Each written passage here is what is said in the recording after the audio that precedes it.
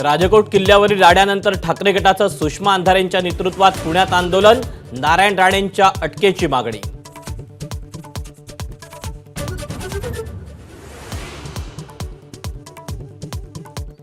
शिवरायांचा पुतळा कोसळल्याप्रकरणी मनसेचं नाशिकमध्ये आंदोलन, कार्यकर्त्यांकडून रास्ता रोकोचा प्रयत्न, पोलीस आणि मनसैनिकांमध्ये धक्काबुक्की।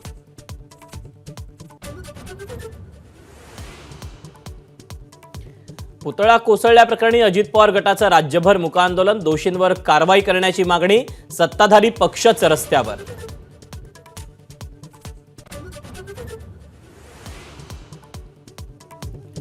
राजकोट किल्ल्यावरील ठाकरे आणि राणे समर्थकांमधल्या राड्या प्रकरणी गुन्हा दाखल, दोन्ही बाजूच्या 42 जणांवर गुन्ह्याची नोंद।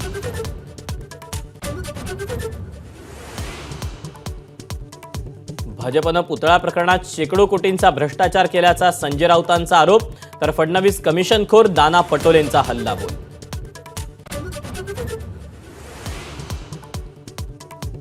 विधानसभा निवडणुका दिवाळीनंतरच होण्याची शक्यता बळावली, 12 ते 18 नोव्हेंबर दरम्यान 2 टप्प्यात मतदानाची शक्यता।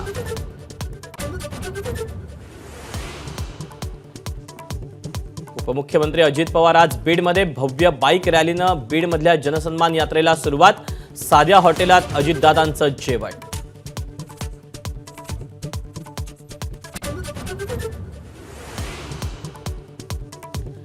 उच्च शिक्षण मंत्री चंद्रकांत पाटलांनी स्वीकारला गुंड गजा मारणेकडून सत्कार, महायुतीला लाडके गुंड महत्वाचे, विरोधी पक्षनेते विजय वडेट्टीवारांचा हल्लाबोल।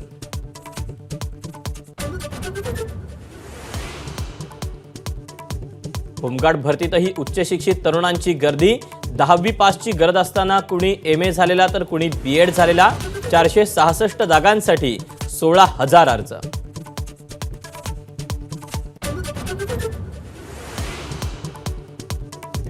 आजपासून 5 दिवस पासपोर्टची वेबसाईट दुरुस्तीसाठी बंद, सर्व ऑनलाईन अपॉइंटमेंट होणार रिशेड्यूल।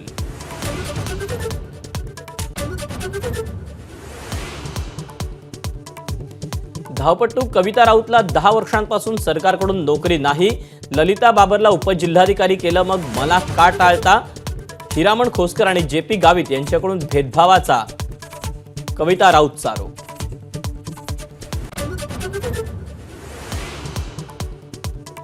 शिवाजी पार्कवर रमाकांत आचरेकरांचा पुतळा उभारण्याचा सरकारचा निर्णय, सचिन तेंडुलकरनं अनेक शिष्यांच्या वतीनं व्यक्त केला आनंद। ABP माझा, उघडा डोळे बघा नीट।